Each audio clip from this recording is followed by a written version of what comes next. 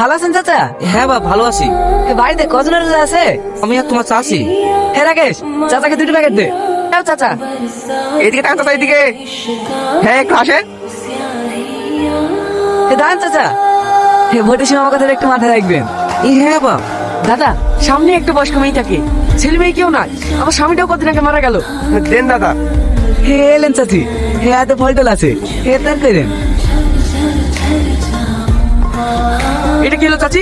তুমি এভাবে ইফতারের প্যাকেট গুলো ভেজে রাখে না? তোদের ওই লোকটা করে ইফতার আমার দরকার নাই। আমি শুধু পানিতে ইফতার করবো, তাও তোদের খাবার ছোবো না। এই ভিডিও বন্ধ কর। দেখো চাচি, তুমি বয়স্ক মানুষ বলে তোমার কিছু বলছি না। খবরদার আর একটা উল্টো পাল্টা কথা বলবো না। আমি যা বলছি ঠিকই বলছি।